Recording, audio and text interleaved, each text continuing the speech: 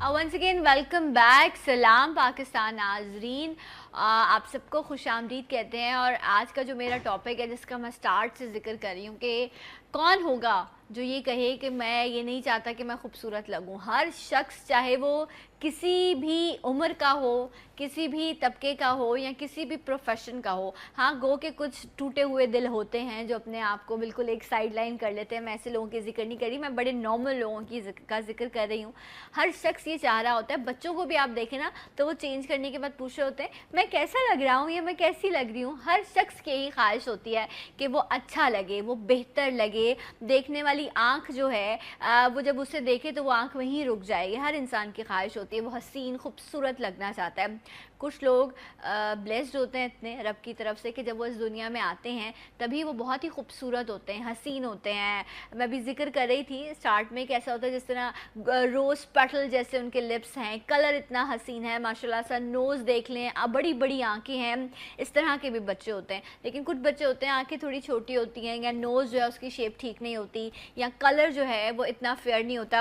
वक्त के साथ साथ जो है फिर रंग में तब्दीली आती है, खदो खाल बदलने लगते हैं, फिर हम मैच कर रहे होते हैं, अच्छा ये तो अपनी पप्पो से मिलता है, ये तो अपनी अम्मा से मिलता है। इस तरह के फिर आपको तबसरे सुनने को मिलते हैं।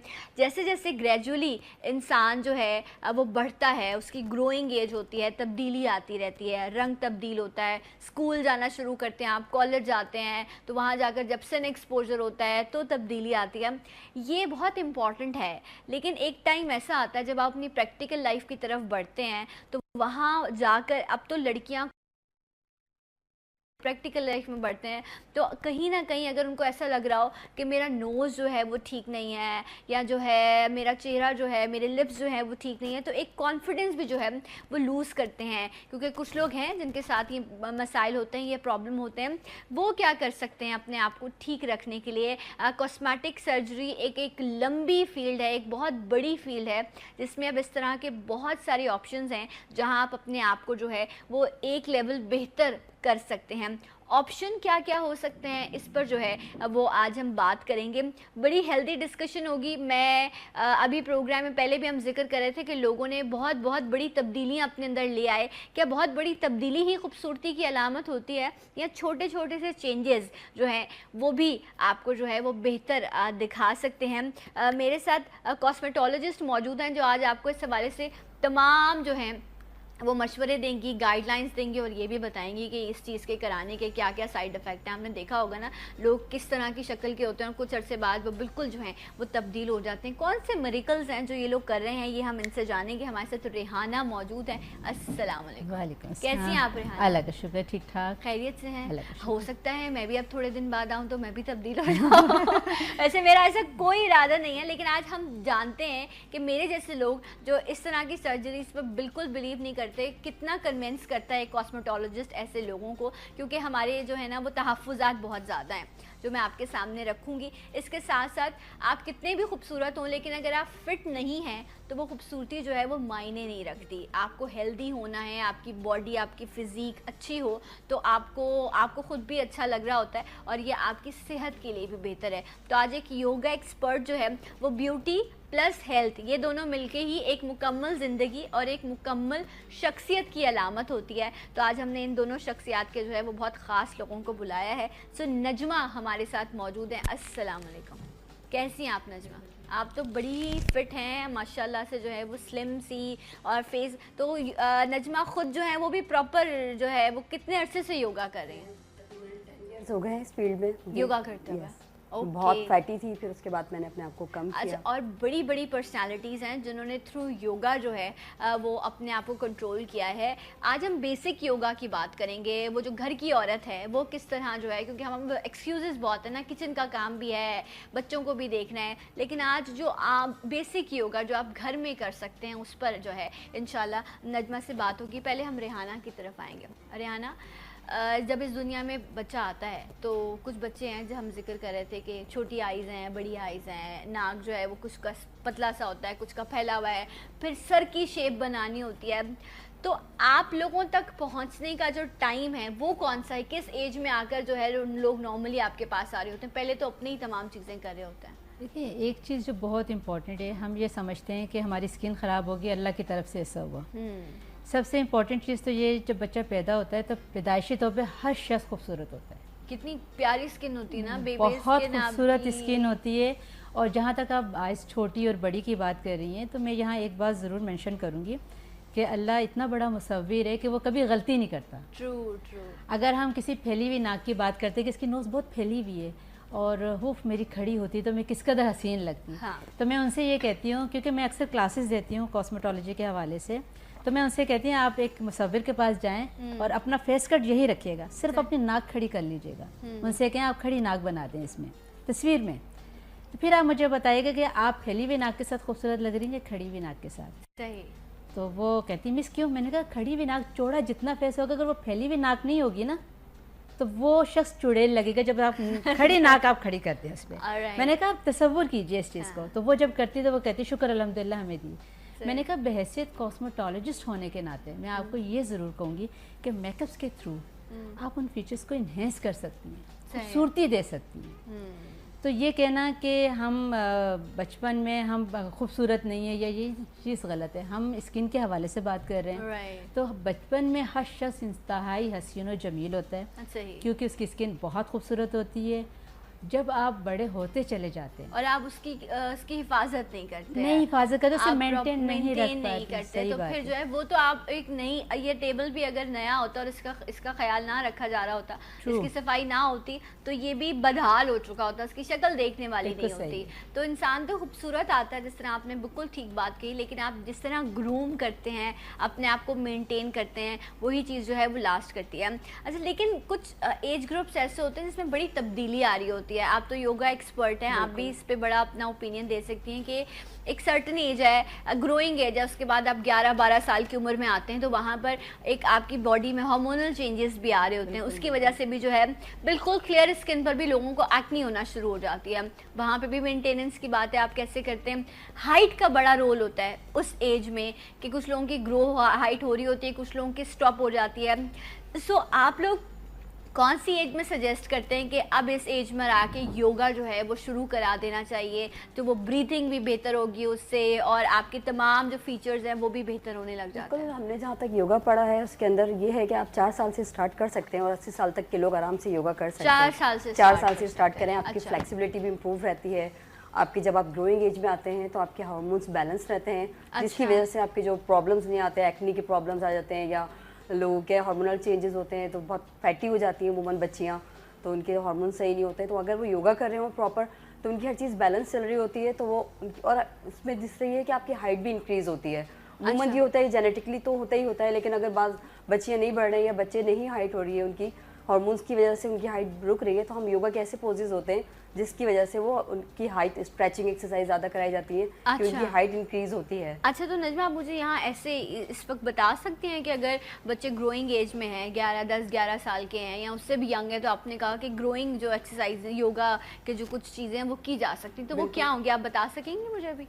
बिल्कुल, स्ट्रेचिंग एक्सरसाइज है कि अपनी स्पाइन को स्ट्रेच करना है। सबसे हमारे जब बड़े बूढ़े हैं वो बोला करते थे कि हैंगिंग, ठीक है, आप हैंग करो अपने आप को, हाँ। तो आप हैंग करोगे आपकी स्पाइन में स्ट्रेच आएगा। ठीक है, ये किस एज से कर सकते हैं आप? ये आप तो हम तो योगा स्टार्ट कहते हैं कि 4 साल से कर देना चाहिए, लेकिन अगर एज नहीं, जैसे लोग पढ़ाई का है बच्चों का ये है तो नहीं करवाते हैं, और जब देख रहे होते हैं कि वो ग्रोइंग एज में आ रहे हैं, उनकी हाइट रुक रही है और वो उस तरह से ग्रो अप नहीं हो रहे, जैसे बच्चे अमूमन टॉल हो जाते हैं कि वो 8 क्लास में आए, 7 क्लास में आए, माशाल्लाह से बच्चे देखने में लग रहे थे टॉल हो गए। अच्छा, होता भी है, आपकी हाइट नहीं हो रही होती रिहाना, और एकदम से क्या होता है कि 11-12 साल की उम्र में एकदम से हाइट निकल आती है, एक स्पेल आता है जिसमें रुक सी जाती है आपकी हाइट बढ़ना, और फिर एकदम से आप देखें कि वो आप कहते हैं अच्छा अभी तो मैंने इसको देखा था ये छोटा था, और एकदम से हाइट जो है वो निकल आती है। बीच में कुछ इस तरह का फेस भी आता है, लेकिन आप कह रही है हैंगिंग या मुख्तलिफ तरह का योगा जो है, और क्या किया जा सकता है? आप खड़े होके हैं तो आप अपनी स्पाइन को जितना स्ट्रेच करें, आप डाउन है डाउन स्ट्रेच कीजिए, ओके, हैंड्स अप करके जो आपको फीट को टच करते हैं, बिल्कुल फीट को टच करते हैं, वो भी अच्छी स्ट्रेचिंग है, वो भी बहुत अच्छी है। हमारे एक वो पोज है जिसमें आपकी स्पाइन बैकवर्ड जो है स्ट्रेच होती है, वो भी हाइट के लिए बहुत अच्छा है। ठीक, तो कह रही हैं आपकी जितनी यंग एज में अपनी बॉडी को फ्लेक्सिबल आप करेंगे उतना बेहतर तरीके से जो है वो फिर आप आगे योगा को भी जो है वो फॉलो कर सकते हैं, और फ्लेक्सिबिलिटी बड़ी इंपॉर्टेंट है। रिहाना, ये जो एज है जिसका ये अभी भी जिक्र करिए कि इस वक्त ग्रोइंग आपकी हाइट भी बढ़ रही होती है और आप देखें चेहरा भी तब्दील होता है इस एज में आके ना। अगर मैंने अपनी 13-14 साल की जो तस्वीरें देखी हैं तो मैं कहती हूँ तो किसी को दिखाओ ही नहीं, अजीब सी शक्ल हो जाती है ना उस उम्र में आके आपकी, आप कुछ अजीब हो जाते हैं, कॉलेज भी जा रहे होते हैं, रंग भी ख़राब हो जाता है। तो इस एज की मेंटेनेंस तो यहाँ से शुरू होनी चाहिए फिर, ताकि कॉस्मेटिक सर्जरी तक पहुँचते तक कुछ मामला बेहतर हो जाए। नहीं, असल में वैसे तो खैर इस एज में ख़ास तौर पे हाइजीन का बहुत ख्याल रखना चाहिए। सेकंड ये है कि आप क्लेंजिंग जो है छोटी उम्र से भी कर सकते हैं, और क्लेंजिंग मीन होता है कि आपकी स्किन क्लीन हो, जो उस पर डस्ट गर्दों को बाहर आ जाती है, आपको प्रॉपर तरीके से फेस वॉश करना आना चाहिए आपको अपने, क्योंकि इस एज में आपकी स्किन थोड़ी सी ऑयली हो जाती है। राइट। तो मोस्टली वाटर बेस्ड वाली चीज़ें आप यूज़ करें, वो सबसे, और ऑयल फ्री। उससे क्या होगा कि, और डीप क्लेंजिंग, ब्लैक हेड्स कभी पैदा नहीं होंगे। ये खैर छोटी एज से ही नहीं, ये तो मुस्तकिल कंटिन्यूसली आप जब तक आप हैं आप कर सकते हैं। आपकी स्किन जितनी साफ रहेगी उतनी आप इन प्रॉब्लम्स जो इनका आप जिक्र कर रही हैं वो सब ख़त्म होना शुरू हो जाएगी। एक्ने प्रोड्यूस नहीं होती है। हाँ, हार्मोन्स की वजह से कुछ चेंजिंग ऐसे आती है जिससे बाज़ दफ़ा लड़कियाँ भी और कुछ मर्द लड़के थोड़े से घबराहट का शिकार होते हैं, तो वो एक अलग है। वो उनकी मेंटली तौर पे उनको प्रिपेयर किया जाता है, उन्हें समझाया जा सकता है, उनकी काउंसलिंग बहुत अच्छी होनी चाहिए। तो वो इंटरनली जो प्रॉब्लम्स आ रही है वो उनको प्रॉपर तरीके से फेस कर रहे होते हैं। जब आप इंटरनली प्रॉपर तौर पे अपनी प्रॉब्लम्स को समझ जाते हैं तो ऑटोमेटिकली स्किन ग्लो करना शुरू हो जाती है। एग्जैक्टली, फिर आप उस पर काम करना शुरू कर देते हैं। अच्छा, सेलिब्रिटीज़ ने जिस तरह के जो है वो कॉस्मेटिक सर्जरीज करवाई, डेफिनेटली उनका प्रोफेशन है तो वो उस चीज़ को मेंटेन करते हैं। लेकिन अगर मैं एक आम इंसान की बात करूं, एक आम औरत की बात करूं, एक बच्ची की बात करूं जो इस वक्त हमें देख रही है, या घरेलू जो ख़वातीन होती हैं, बच्चियाँ होती हैं, जब आप इस एज में आते हैं ना जहाँ आपको समझ आने लग जाती है कि खूबसूरती क्या चीज़ होती है, मेंटेनेंस क्या चीज़ होती है, तब आप जब शीशे के सामने खड़े होते हैं तो कौन कौन से ऐसे पॉइंट्स हैं जो मैं आप लोगों से भी जानूंगी जिस पर आप अपने आप से सवाल करते हैं? अच्छा, क्योंकि हमारे यहाँ सबसे ज़्यादा कॉम्प्लेक्स क्या है, रंग का, कि रंग जो है वो गोरा होना, बस सारी चीज़ें एक तरफ और गोरा रंग जो है वो एक तरफ है। फिर आता है कि आपके दांत अच्छे हैं, यानी कुछ बच्चियां हैं जिनके अगर दांत ठीक नहीं होते तो वो भी कॉम्प्लेक्स में चली जाती हैं कि ना अब तो ब्रेसेस हैं, मुख्तलिफ डेंटल ट्रीटमेंट है, नोज़ की बात आती है, या बाल अच्छे हैं या नहीं, इस तरह की चीज़ें, इस तरह की प्रॉब्लम्स लेकर आते हैं लोग आपके पास। और क्या चीज़ होती है जो आम औरत हमारी परेशान होती है जिसके लिए? देखिए, सबसे ज़्यादा जो मेरे पास आते हैं सवाल, और वो यही आते हैं पेशेंट भी, कि हमें गोरा होना है, गोरा होना है। तो मैं उनसे कहती हूँ कि सबसे पहले तो ये है कि गोरा होना इतना मुश्किल काम नहीं है। अच्छा। लेकिन स्किन को मेंटेन रखना ज़्यादा ज़रूरी है। समटाइम क्या होता है कि हम गोरे के चक्कर में ऐसी ऐसी क्रीमें इस्तेमाल करना शुरू कर देते हैं, टोटके इस्तेमाल करना शुरू करते हैं, क्योंकि हमें स्किन पढ़ना नहीं आती, तो वो बजाय खूबसूरती के वो बदसूरती की तरफ ले जाते हैं। कुछ लोगों को एक्ने का मसला आ जाता है, कुछ लोगों को पिगमेंटेशन का मसला आ जाता है। बीच में फॉर्मूला क्रीम चली थी और लोगों ने उसका इतना इस्तेमाल किया, स्किन बर्बाद हो गई, जल गई, ख़त्म हो गई। अब उसको ट्रीटमेंट करवा रहे हैं तो वो ठीक नहीं हो रही है। असल में रीज़न ये होता है, जब हम कोई भी गोरे रंग की क्रीम इस्तेमाल कर रहे होते हैं तो हमारी स्किन की लेयर्स थोड़ी थोड़ी पतली होना शुरू हो जाती हैं, जिसकी वजह से हमारे यहाँ बहुत ज़्यादा प्रॉब्लम्स आना शुरू हो जाती हैं। सनबर्न लोगों को बहुत जल्दी होना शुरू हो जाता है। हम बेसिक रूटीन को छोड़ देते हैं। हम गोरे होने के चक्कर में जो स्किन की एक खूबसूरती होती है, बेसिक रूटीन्स होती हैं, डेली रूटीन में हमें क्या करना चाहिए, हम उसको छोड़ देते हैं। फिर सबसे बड़ा एक मसला ये भी आ जाता है कि स्किन की चूँकि हमें नो हाउ नहीं होती है कि उसके टाइप्स क्या हैं, तो हम जो प्रोडक्ट परचेज़ कर रहे होते हैं या जो टोटके इस्तेमाल कर रहे होते हैं उनका साइड इफेक्ट बहुत जल्दी सही। लेकिन रिहाना, बहुत सारे लोग हैं ना जिनको आप उनकी पुरानी चीज़ें उठा के देखें तो उनका रंग कुछ और था, और अब जो है वो इंजेक्शंस भी आए बीच में और मुख्तलिफ तरह की चीज़ें आई। तो मैं रिहाना से ये भी पूछूंगी कि ठीक है, अगर किसी की ख्वाहिश है, वो होना चाहता है गोरा, तो ठीक है रिहाना, आप बता दें कि क्या क्या चीज़ें हैं जिसको करके जो है आपकी ये ख्वाहिश पूरी हो जाएगी। बिल्कुल, थोड़ा सब्र रखिए, बिल्कुल आपको बताएंगे और साइड इफ़ेक्ट्स भी बताएंगे कि उनके साइड इफ़ेक्ट्स क्या होते हैं। लेकिन नजमा से मैं पूछूंगी कि नजमा, ये जो बॉडी में कहते हैं ना कि अगर आपकी ब्लड सर्कुलेशन अच्छी हो रही होती है, आपकी ब्रीदिंग प्रॉपर होती है, तो वो भी आपकी एक ब्यूटी में हेल्पफुल साबित होता है। अगर ऑक्सीजन ही प्रॉपर नहीं मिल रहा होगा तो फिर हर चीज़ जो है वो ख़राब होने लग जाती है। तो डू यू थिंक कि हम ब्रीथिंग प्रोसेस को ही प्रॉपर कर पाते हैं या नहीं? मैं अपनी जो मैं जहाँ क्लास लेती हूँ अपनी स्टूडेंट को, यही सबसे पहला मेरा जो सबक होता है कि आप ब्रीदिंग प्रॉपर लें। ठीक है। एक्सरसाइज कर रहे हैं तो उसको ब्रीदिंग को फोकस करें, ठीक है। उससे आपकी जो ऑक्सीजन बॉडी के अंदर जाएगी और कार्बन डाइऑक्साइड बाहर निकलेगी, तो आपको खुद ब्लड सर्कुलेशन अच्छा और फ्रेश फील होगा और स्टेमिना बढ़ेगा आपको। तो हमारे यहाँ क्या होता है, एक्सरसाइज में मुंह बंद कर लिया, ये कर लिया, तो उनको बार बार रिमाइंड कराया जाता है कि प्लीज ब्रीदिंग को फोकस करें, प्लीज ब्रीदिंग को। जब योगा सेशन होता है तो सबसे पहले ब्रीदिंग एक्सरसाइजेज होती है। राइट। अच्छा, खूबसूरती को इन्हेंस करने में, जिस तरह अभी साहिबा ने कहा कि ये इन्हेंस करता है, आप ब्यूटी इन्हेंस करने की हम अगर आज बात करें, तो योगा क्या अपना किरदार अदा कर सकता है? एक शख्स जो वो खूबसूरत लगना चाहता है, वो चाहता है कि मैं फिट भी हूँ, मेरा चेहरा भी ग्लो करे, मेरी सर्कुलेशन भी अच्छी हो, ब्रीदिंग भी प्रॉपर हो, तो वो योगा कैसे हेल्प करेगा उसे? योगा के कुछ पोजेज ऐसे हैं जो आपका ब्लड सर्कुलेशन, आपके जैसे हम सारा दिन चलते रहते हैं, हमारा ब्लड फ्लो जो है सिर्फ टांगों के अंदर ही नीचे सर्कुलेट करता रहता है। लेकिन कुछ इन्वर्टेड पोजेज ऐसे हैं जब हम उल्टे खड़े होते हैं या वॉल के सहारे खड़े होते हैं या हम शोल्डर स्टैंड वगैरह बनाते हैं हलासन, तो हमारा जो सारा ब्लड का फ्लो है हमारे फेस पे जाता है, हमारे दिमाग के अंदर जाता है, हमारे फेस पे जाता है। ठीक है। तो जाहिर है वो आपकी स्किन की ग्लोइंग के लिए है कि वहाँ आपकी ब्लड सर्कुलेशन अच्छी हो रही है और आपका ब्लड पहुँच रहा है। तो इसलिए हम योगा के ऐसे पोजेज कराते हैं कि लोगों को जो है खूबसूरती इनहेंस हो और प्लस ब्रीदिंग। मैं तो कहती हूँ बहुत इंपॉर्टेंट है डीप ब्रेथ, डीप ब्रीदिंग। और आप देखें अगर बॉडी का कोई ऐसा पार्ट जहाँ पर प्रॉपर ब्लड सर्कुलेशन ना हो रही हो तो वो ब्लैक होने लग जाता है, वो खराब होने लग जाता है। तो इसलिए पूरी बॉडी में जो है वो ब्लड की सर्कुलेशन बड़ी इंपॉर्टेंट होती है। और मुझे याद आया डॉक्टर साहब, खवातीन जो है अक्सर बच्चियों को भी कि चेहरे पे एक्नी हो रही है तो कहते हैं ब्लड प्यूरिफाई नहीं है, तो उसके लिए मुख्तलिफ तरह की सिरप्स और दवाइयाँ भी दी जाती हैं कि ब्लड प्यूरिफाई होगा तो ये स्किन पर एक्नी या दाने नहीं होंगे। तो आप एज अ कॉस्मेटोलॉजिस्ट इस चीज़ को कितना बिलीव करती हैं कि आप इन चीज़ों से अपनी एक्नी और इन सब चीज़ों को ख़त्म कर सकते हैं? देखिए, एक चीज़ जो बहुत इंपॉर्टेंट है, जब आप ट्रीटमेंट फेशियल्स पर आते हो, ट्रीटमेंट यानी प्रॉब्लमेटिक स्किन को आप केयर करने की कोशिश करते हो और उससे सेल्फ मेडिकेशन के तौर पे करते हो, तो वो कॉम्प्लिकेटेड होना शुरू हो जाती है। सही। हमेशा डर्माटोलॉजिस्ट के पास या कॉस्मेटोलॉजिस्ट के पास आप जाएं, एक दफ़ा ज़रूर जाएं, क्योंकि वो डायग्नोस करता है कि स्किन की टाइप क्या है और वो हिस्ट्री आपकी लेगा।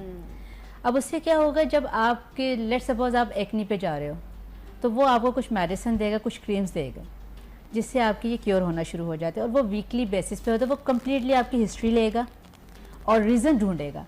हमारे यहाँ क्या होता है, जब हम टोटकों पे जाते हैं या दूसरी चीज़ों पे जाते हैं, बुरे नहीं है, वजह क्या होती है, हमारे पास इतनी नॉलेज नहीं होती।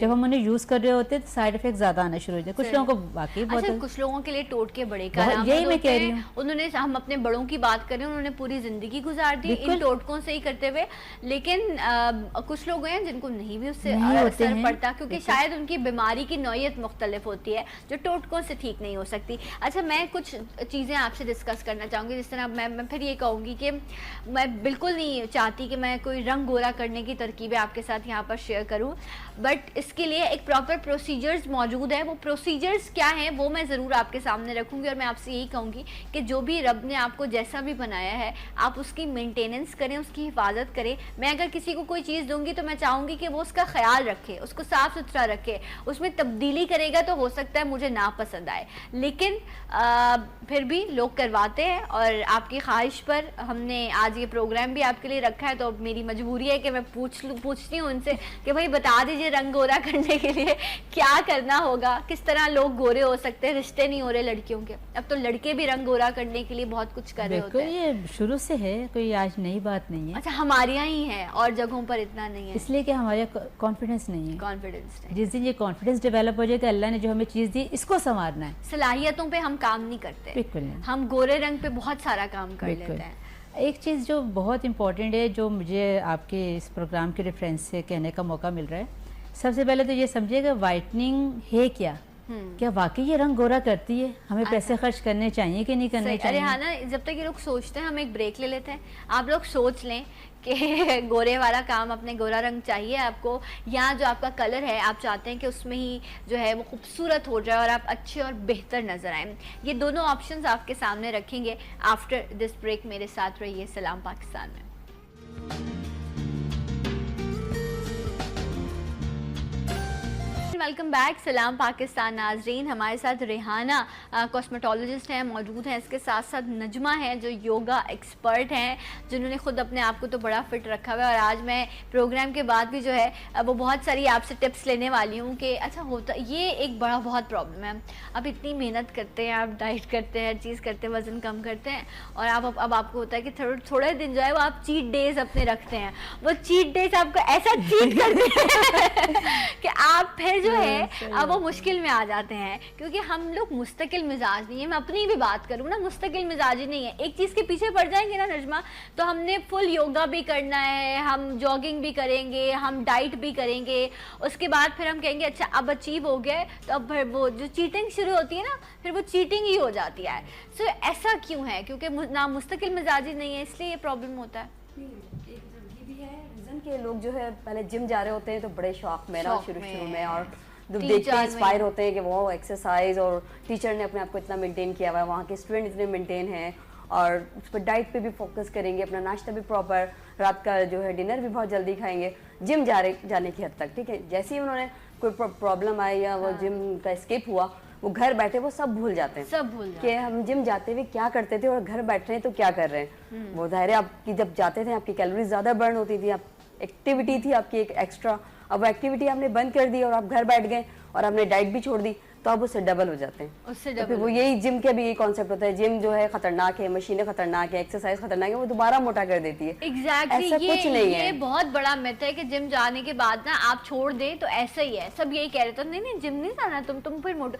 ऐसे लोगों से तो बिल्कुल ना मिले जो आपकी मोटिवेशन ही खत्म कर देते हैं। बहुत ज्यादा लोग आते हैं यही सवाल लेते हुए कि वो हमें फलानी यही कहा था कि हम जिम छोड़ेंगे तो फिर मोटे हो जाएंगे। तो मैंने कहा आपने रीजन ढूंढा उसका, सोचा कि क्यों हो जाएंगे, तो रीजन तो ढूंढे बैठ के। लेकिन ये भी तो आप देखें ना कि सिर्फ जिम जाने से भी आप पतले नहीं हो सकते, आपको डाइट भी कंट्रोल करनी है। ये 2-3 चीजें जो एक साथ मिलकर आपको फिट रखती हैं। मैं ये नहीं कह रही कि आप जो है वो बिल्कुल जीरो साइज हो जाए, नो, वो उसमें भी बहुत सारे मसाइल हैं, लेकिन आप फिट हों, कि आप हेल्दी भी हों, आप चले फिरें तो आपका सांस ना फूले, आप एक्टिव होकर अपनी तमाम जो डेली रूटीन है आप उसको फॉलो कर सके।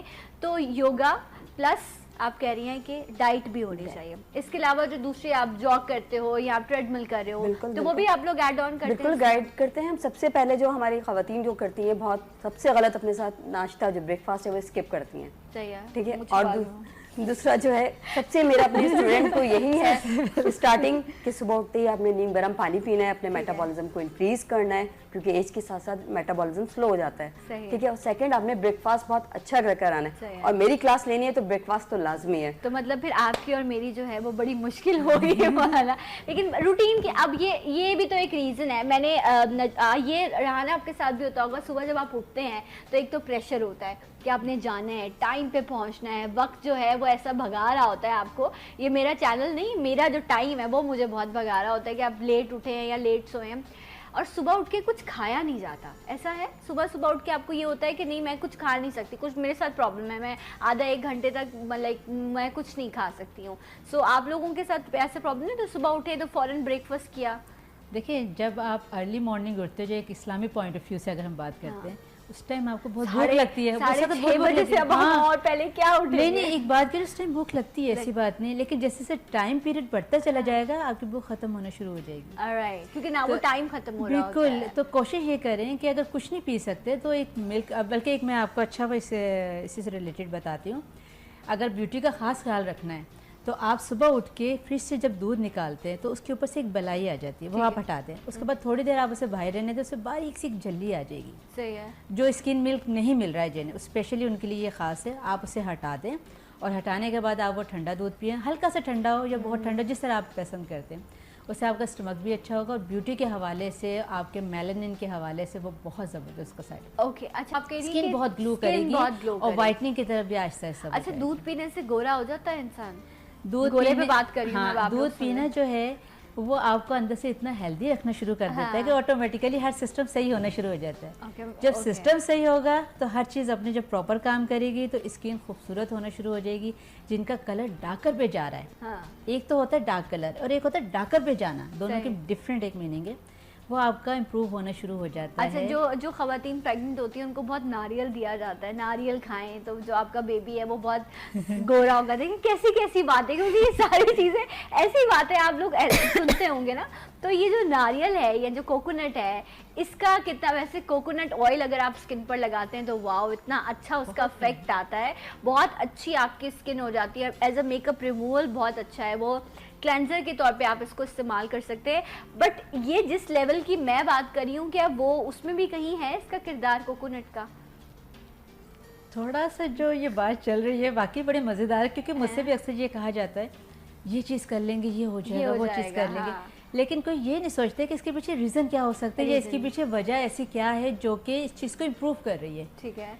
वजह ये है कि मैंने आपसे जैसे अभी दूध की आपने बात की थी, रंग गोरा हो जाता, मैंने आपसे कहा था जब आपका सिस्टम अंदर से अच्छा होता चल जाएगा, हर चीज़ न्यूट्रिशन अच्छी पूरी होंगी तो बिल्कुल बिल्कुल मेन चीज़ न्यूट्रिशन है। ठीक है। स्किन पे आप कितना भी लगा लें, कितना कुछ भी आप, वो वक्ती तौर पे एक आपको असर देगी, परमानेंटली स्किन तो अंदर से ग्लो हो रही है, अंदर से आपके बनना शुरू हो रही है। अगर अंदर से वो क्लियर बनना शुरू होगी तो ऑटोमेटिकली आपके फ्रंट पे जो भी आप प्रोडक्ट यूज़ करेंगे, सही। एक्सटर्नली जो भी यूज़ करेंगे उसका इफेक्ट बहुत जल्दी आपको मिलेगा, राइट। खूबसूरती में बहुत इजाफा होगा। ठीक है। अब अब जहाँ कहीं- तक कोकोनट की बात है तो कोकोनट का बेसिक मकसद ये है कि कैल्शियम भी प्रोवाइड करना, न्यूट्रिशंस के हवाले से होता है, तो ऑटोमेटिकली जब आपकी वो चीज़ पूरी हो रही होती है तो हर चीज़ तो अच्छी वो होनी, उसका जो है बेहतर। उसका इफेक्ट जो है वो आप पर भी पड़ा होता है और आपके बेबी लेकिन पर इसका भी मतलब पड़ा ये नहीं कि वो बच्चे गोरे होंगे ये बात क्लियर कर दूं। बड़े कहते हैं ऐसे। तो ये है कि लेकिन अच्छा आप है, अल्लाह करे हो हाँ, जाए अल्लाह ऐसा। करे हो जाए, इस बहाने आप खाए पिएंगे तो ना किसी हम असल में हमें ना कोई उससे रीजन चाहिए होता है किसी चीज को करने के लिए ना। अच्छा, अब जिस तरह अब मैं अगर आऊँ नजमा की तरफ, तो नजमा एक बात ये कही जाती है अगर तुम्हें फिट रहना है, अच्छा हमारे यहाँ फिटनेस की बात नहीं होती, दुबला होने की बात करते हैं ना, यही बात करते हैं, फिट रहने का ये लफ्ज़ नहीं आता हमारे जहन में। तो होता है कि रोटी और चावल आप छोड़ दें, ये दोनों चीज़ें आप छोड़ेंगे तो आप जो है ना फिर आपको लगता है कि यार अब मैं शायद डाइट कर रहा हूँ, और डाइट को करते वक्त ही ये दो चीज़ें हम निकाल देते हैं। लेकिन वो लोग क्या करें जो रोटी और चावल छोड़ देते हैं, तो उनको लगता है कि मेरा पेट ही नहीं भरा, मैंने तो खाना ही नहीं खाया, क्योंकि वो जो क्रेविंग हो रही होती है वो नहीं ख़त्म होती इसके बगैर। तो क्या करना चाहिए डेली रूटीन में कि आप रोटी और चावल को कम करें, कैसे अपने आप को मैं diet अपने स्टूडेंट को यही सजेस्ट करती हूँ कि आप जो खा रहे हो उसका पोर्शन कम करना शुरू कर दो, ठीक है ना। Okay. कैलोरीज कम होंगी तो आपका ऑटोमेटिकली वेट, और प्लस आपका जो है एक्सरसाइज, ठीक है। योगा, एरोबिक, जो भी हमने टाइप ऑफ एक्सरसाइज है, जॉगिंग, रोटी और चावल जो बदनाम है तो आप कह रही हैं बिल्कुल बदनाम है ये और खाने चाहिए, ठीक है। मैं मना नहीं करती, ओके। ठीक है। आप फैट बर्निंग एक्सरसाइज करते हो, आप वजन पे क्यों जाते हो? जो आपने फैट इतना अंदर बॉडी के अंदर भरा हुआ है इसको बर्न करें, ठीक है। इसको निकालें। तो Right. उसको निकालने के लिए आपको हेल्प होगी इन सब चीज़ों की, आपको सारी न्यूट्रिशन भी चाहिए, जब भी तो वो फैट बर्न करेगा आपका अंदर से बॉडी का सिस्टम। जब आप लोगे ही नहीं तो आपको और मसाइल शुरू हो जाते हैं, कॉन्स्टिपेशन हो जाता है, राइट। फाइबर भी चाहिए, आपको फाइबर भी carbs चाहिए, बिल्कुल कार्ब चाहिए, हर चीज चाहिए। बॉडी की नीड है। तो मैं ये कहती हूँ जब जब बच्चा बैठता है, चबाने लगता है, चूसने लगता है, तो अम्मा पहले रोटी का निवाला ही देती है कि इसको चूसो। आप वही चीज छोड़ दोगे, गंदम, हम जिसकी रोटी खा लें, हम जौ की खा लें, मकई खा, क्यों खा लें? आपने शुरू गंदम से स्टार्ट किया था, वही खाइए, सही। लेकिन हमें पोर्शन कम करें और एक्टिविटीज को बढ़ाइए। रोटियां मत खाएं, रोटियां ना खाएं। रोटी का स्मॉल पोर्शन में जो है, एक शख्स जो 5 मील दिन में लेता होगा ना, मैं कहती हूँ 5 मील, तो आप कहते होंगे वो कितना मोटा होगा। नो, अगर आप स्मॉल पोर्शन में एक दिन में 5 मील लेंगे ना, तो आप एक अच्छा हेल्दी लाइफस्टाइल मेंटेन कर सकते हैं। बट ये कि थोड़ा थोड़ा सा आप किसी भी अच्छे रेस्टोरेंट में चले जाएं तो वो आपको खाना गो के बहुत महंगा होता है, लेकिन आपको एक बहुत छोटे से प्रोपोर्शन में दे रहे होते हैं। सर्विंग बहुत कम होती है, उसमें कार्ब्स भी होते हैं, उसमें वेजिटेबल्स भी होती हैं, उसमें हर चीज़ को प्रोपोर्शन जो एक इंसान की ज़रूरत है उसको मद्देनज़र रखते हुए भी आप देखें, कोई भी आप अगर आप स्टेक ऑर्डर करें, बर्गर्स करें, उसके साथ आपको कोई ना कोई वेजिटेबल ज़रूर दी जाती है ताकि बैलेंस हो सके। लेकिन हम अपने खाने में बैलेंस नहीं रख पाते। जो हम बात कर रहे थे, जिस तरह ये भी जिक्र यही कर रही हैं कि डाइट, और आप भी यही कह रही हैं कि न्यूट्रिशन जब पूरे होते हैं तो वो खूबसूरत जो है इंसान को बेहतर करते हैं, आप बेहतर दिखते हैं।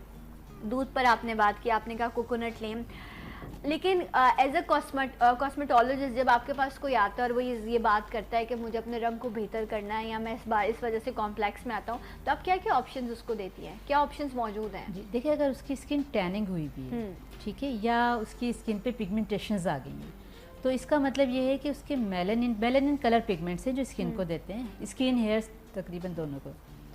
तो हम ये कहते हैं कि आपकी स्किन ख़राब हो गई है तो आप इस पर वाइटनिंग फेशियल्स करवाएं, या वाइटनिंग क्रीम्स इस्तेमाल करें, या वाइटनिंग जो भी टोटके होते हैं वो हम उन्हें बता रहे होते हैं। रीज़न क्या होता है कि बाकी उसके साथ प्रॉब्लम्स चल रही होती है, ये ट्रीटमेंट्स कहलाती हैं। सही है। ये जस्ट एक नॉर्मल फेशियल नहीं होता, ये ट्रीटमेंट्स होता है, और ट्रीटमेंट फेशियल से मुराद होती है कि आपकी जो भी प्रॉब्लमेटिक स्किन है उसका प्रॉपर तरीके से 3 महीने तक लगातार इलाज होता है। ठीक है। इससे पहले रिजल्ट्स नहीं आते, ये भी मैं आपको बता आप कह रही मल्टीपल सिटिंग्स लेनी पड़ती, मल्टीपल सिटीज लेना, वो अकॉर्डिंग टू उसकी सिचुएशन देख लेते हैं कि इन्हें वीक में बुलाना है, ये 15 डेज का है, जो भी है।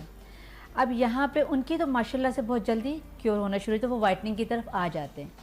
और उसके लिए सबसे इम्पॉर्टेंट यही होता है कि हम ये कहते हैं अगर आपने अपनी स्किन को बचाना है, चाहे वो किसी भी कलर का हो, यानी डार्कर टोन रखने वाला हो, जो लाइटर हो, जो जिसकी ख़राब हो चुकी है, तो हम उनसे कहते हैं कि सन रेज सबसे ज़्यादा ख़तरनाक हो। ठीक है। पिगमेंटेशंस की रीजंस भी यही पैदा करते हैं और वक्त से पहले प्री मैच्योर एजिंग भी हो जाती है। ओके। तो आप सन ब्लॉक को बिल्कुल अवॉइड नहीं कीजिए। राइट। ये मोस्ट इम्पॉर्टेंट है जो हम नहीं इस्तेमाल नहीं, हम नहीं नॉर्मली आपकी प्रायोरिटी नहीं होती है कि आपने ये मोस्ट इम्पॉर्टेंट है। सही। आप बच्चों से लेके जब तक आपकी ज़िंदगी है, आप घर से निकलते वक्त बिफोर 15 to 20 मिनट्स आप इसे लाजमी अप्लाई करें। अच्छा। एक चीज़ ये। सेकंड ये है कि जब आप जिनके कलर्स ख़राब हो चुके हैं उनका तो ये है कि वो एक दफ़ा डर्माटोलॉजिस्ट या कॉस्मेटोलॉजिस्ट के पास जाके प्रॉपर तरीके से चेक करवाए कि क्या रीजंस हो सकते हैं। अच्छा, आप ये देखिए ना, इसमें अगर हम मर्दों की भी बात करें जिनका जो बाइक राइड्स कर रहे होते हैं, हाथों पे भी आप देखिए हाथ कितने ख़राब हो जाते हैं, उनके वॉच का अलग मार्क पड़ जाता है, हाथ बहुत ख़राब हो जाते हैं। बच्चियों का बड़ा मसला है जो स्कूल जा रही होती हैं, कॉलेज जा रही, यूनिवर्सिटी जा रही होती हैं, घर में अच्छा रंग हो जाता है, बाहर जाते हैं जैसे ही सन एक्सपोजर होता है तो कलर जो है वो ख़राब होने लग जाता है। तो यहाँ पर भी मेंटेनेंस की ही बात आती है। इस पर मज़ीद बात करेंगे आफ्टर दिस ब्रेक। मेरे साथ रहिए सलाम पाकिस्तान में। सलाम पाकिस्तान नाज़रीन, और आज हम बात कर रहे हैं, पूरा प्रोग्राम ही खूबसूरत लोगों के लिए है और इस वक्त स्क्रीन के सामने बैठा हुआ हर शख्स मेरे लिए बहुत खूबसूरत है, बहुत काबिल इज़्ज़त है, बहुत काबिल कदर है। ख़ुद से मोहब्बत करना सीखिए। जब आप अपनी इज़्ज़त करते हैं, मुझे ऐसा लगता है मैं जब तक उस वक्त तक दूसरे की इज़्ज़त नहीं कर सकती जब तक मेरे अंदर मेरे लिए मोहब्बत मौजूद नहीं है। सो ख़ुद पसंदी एक लेवल तक बहुत अच्छी चीज़ है जब तक उसमें गुरूर नहीं आ जाता। अपने आप से मोहब्बत करना, अपना ख्याल रखना, ये आपका हक़ है, ये मेरा हक़ है कि मैं अच्छी लगूं, मैं अपना ख्याल करूं, मैं अपनी इज़्ज़त करूं। जब मैं अपने लिए ये सब करूंगी तो मैं दूसरे को भी ये बावर कराऊंगी कि मैं इस दुनिया में आई हूं, रब ने मुझे भेजा है, मेरी कोई हैसियत है, मेरी कोई हकीकत है। और वो आप दूसरे को इसी तरह बावर कराते हैं जब आप अपने आप को एक स्टैंडर्ड पर रखते हैं। उसके लिए गो कि बहुत सारे पैसे की लोगों को लगता है ज़रूरत होती है, तो मैं ऐसा कहूँगी कि ऐसा नहीं होता। ये आपके अपने अंदर की मजबूती होती है जो आपकी सलाहियतों को खूबसूरती के साथ जो है वो मिक्स करके लोगों के सामने लेकर आती है या पेश करती है, और वो भी बहुत इम्पॉर्टेंट है। और उस पर भी इंशाल्लाह ये जो कॉन्फिडेंस बिल्डिंग है इस पर भी बड़ी हम इम्पॉर्टेंट इंशाल्लाह आगे आने वाले प्रोग्राम्स में डिस्कशन करेंगे। आज तो हम जो खूबसूरती है, जो ज़ाहिरी खूबसूरती है, उसके हवाले से हम बात करें। रेहाना हमारे साथ मौजूद हैं, नजमा है जो योगा एक्सपर्ट हैं। सो नजमा, ये जो योगा है, जिस तरह अभी मैंने बात किया, कॉन्फिडेंस जो बिल्ड होना है, हेल्प करती है ये तमाम चीज़ें? इंसान का साइकोलॉजिकल इफेक्ट बेहतर होता है, साइकोलॉजिकली आप फिट होते हैं, स्ट्रांग होते हैं, तो आप आपका कॉन्फिडेंस बड़ा बिल्ड हो रहा होता है। योगा बहुत हेल्प करता है। हमारे पास ऐसे भी आते हैं, मदर्स लेकर आती हैं कि बिल्कुल जो बहुत शाय हैं कि बात नहीं करती हैं या बिल्कुल मिक्स नहीं हो पाते हैं, तो हम जो है योगा की ब्रीदिंग एक्सरसाइज के जरिए उनको जो है इनकी चीज़ें बिल्कुल कवर कराते हैं। तो मतलब वो पेशेंट जो एंजाइटी, डिप्रेशन, कहते हैं अगर आपको नींद का मसला है, नींद नहीं आती, तो भी योगा आपको हेल्प कर रहा होता है, रिलैक्स करता है। उनका हम बिल्कुल अलग से प्रोग्राम डिजाइन करते हैं कि आपने ये पोजेस करने हैं, ये ब्रीदिंग्स करनी है, बेड पे जाने से पहले ये पोजेस करने हैं ताकि आपके ब्रेन में ऑक्सीजन पहुंचे सही से। और मैं ये कह सकती हूँ कि योगा इलाज भी है। बिल्कुल इलाज भी है। वेरी नाइस, ज़बरदस्त। तो ये भी बड़ा इंपॉर्टेंट है, लेकिन इट डिपेंड्स कि आपको एक्सपर्ट कौन मिला है। अब एक नई भी चीज़ आई है ना कि आप इंटरनेट पर जाते हैं और आप जो भी आपको चीज़ लगती है, आपको लगता है अच्छा ये है, इसको आप देखकर फॉलो कर लेते हैं। थोड़ी सी इन्वेस्टमेंट करें, एक लॉन का जोड़ा कम कर लें, वो भी इतने ही महंगे आ रहे होते हैं जितने आप शायद मेरे ख्याल से कहीं कि आप एक बार की फ़ीस पे कर देंगे। तो इंस्ट्रक्टर जो आपको गाइड करता है ना, जिस तरह आप कह रही हैं कि प्रॉब्लम को वो जो है वो पॉइंट आउट करता है और फिर आपके लिए काम कर रहा होता है। तो रेहाना, आज हमारा प्रॉब्लम जो है वो है स्किन के साथ साथ जो हम रंग की बात कर रहे हैं, कि मैं उन लोगों की बात नहीं करी कुछ के जो बिल्कुल अपने आप को कलर चेंज करने की बात करें, मैं उन लोगों की बात करी हूँ जिनका धूप में बहुत ज़्यादा निकलने से या आउटडोर इस तरह का काम होता है कि उनका रंग ख़राब हो जाता है। तो आपने कहा कि क्रीम्स या आप लोग सिटिंग्स दे रहे होते हैं, इंजेक्शंस का दौर आया, लोगों ने बहुत इंजेक्शंस लगवाए और उससे उनके रंग में भी बहुत फ़र्क हुआ। कितना फ़ायदा है इनका और कितना नुकसान है? लेकिन आजकल रंग गोरा करने के लिए जी बिल्कुल, आजकल वाइटनिंग इंजेक्शंस बहुत ज़्यादा आ रहे हैं। अब तो काफ़ी हद तक कंपनीज इसको इंट्रोड्यूस करवा रही हैं। कलर का जो इंजेक्शंस का जहाँ तक मामला है, मैंने आपसे अभी स्टार्ट में एक मेलानिन की बात की, जो कलर पिगमेंट्स है वो उस पे जाके डायरेक्टली काम कर रहा होता है। यानी जो आपके अंदर से मेलानिन बन रहे होते हैं उसके कलर को वो लाइटर पे लेके जा रहा होता है आहिस्ता आहिस्ता से। ये एकदम जादू नहीं है, ये भी मैं बता दूं आपको कि एक दो इंजेक्शंस लगाए हैं आपके फौरन हो गए।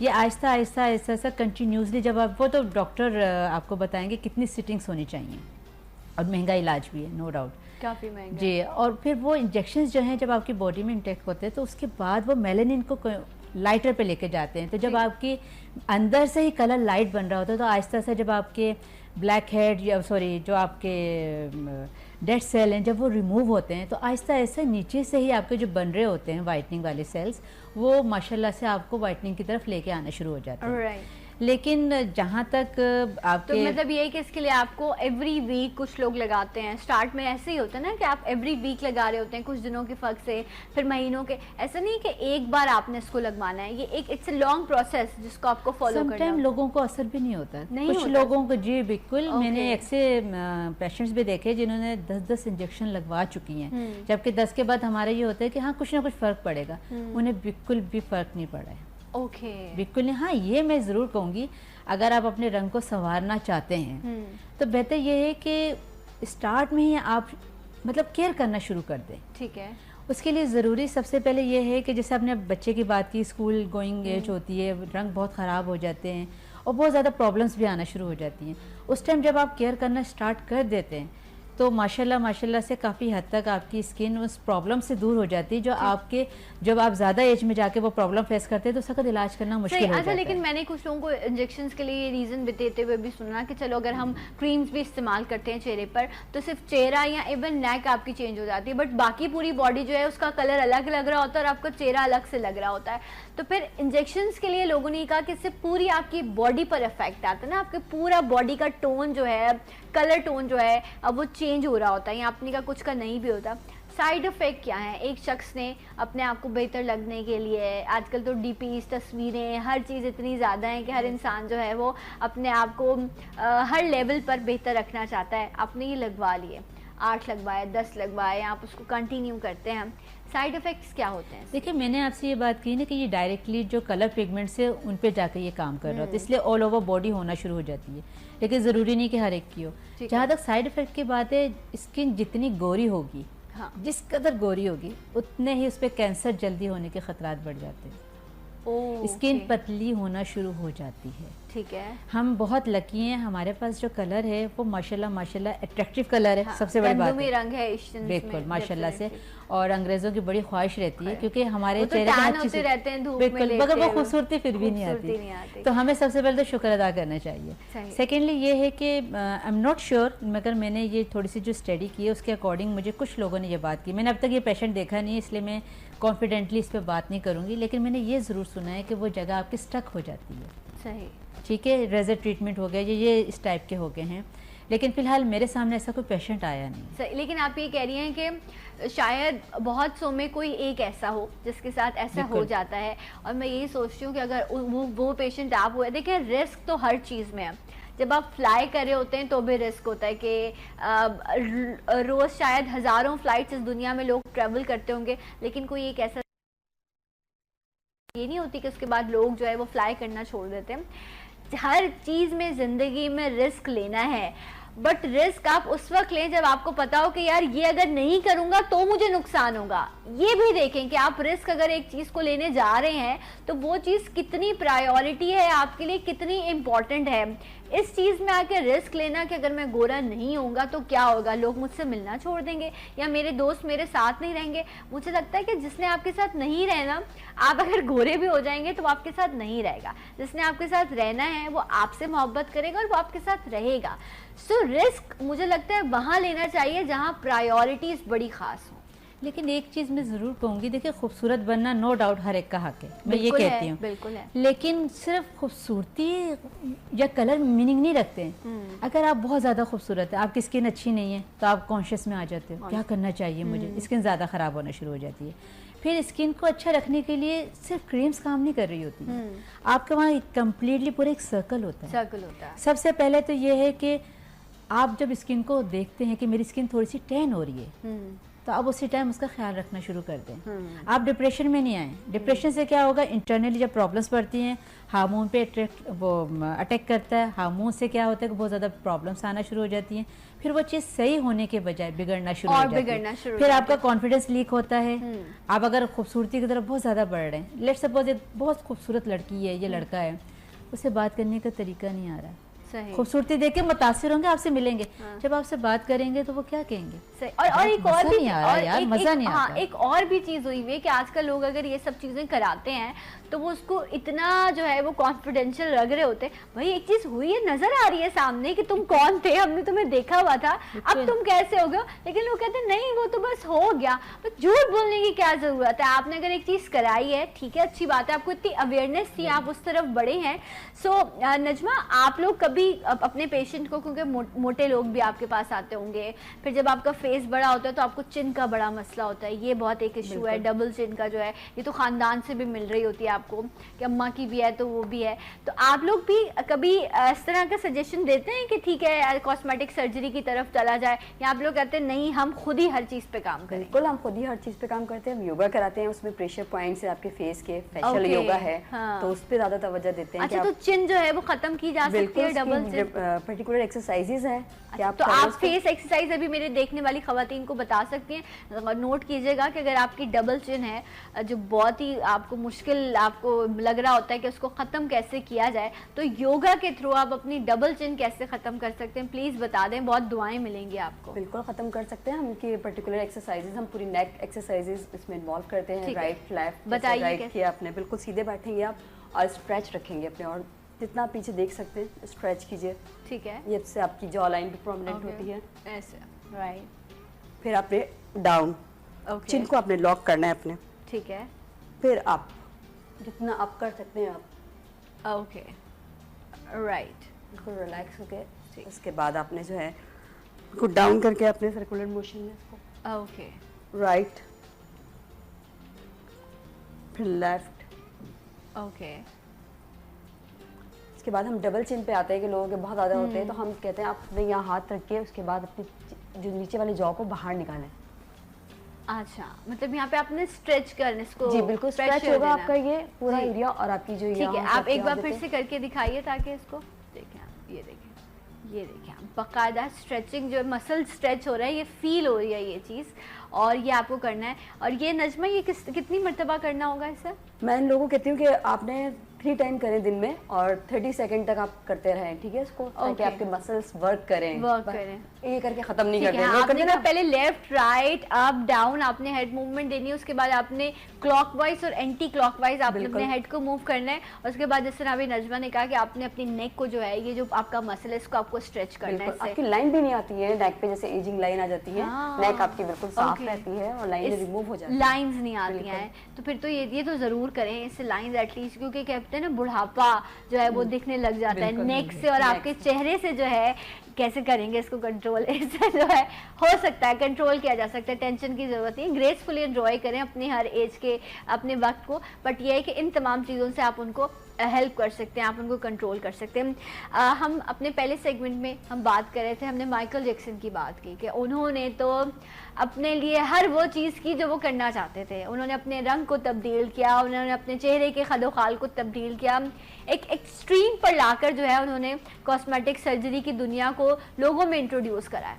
पहला शख्स वही था ना जिसको आप देख के, मुझे नहीं याद कि और भी लोगों ने करवाई होगी, लेकिन जो लोगों में आम हुआ।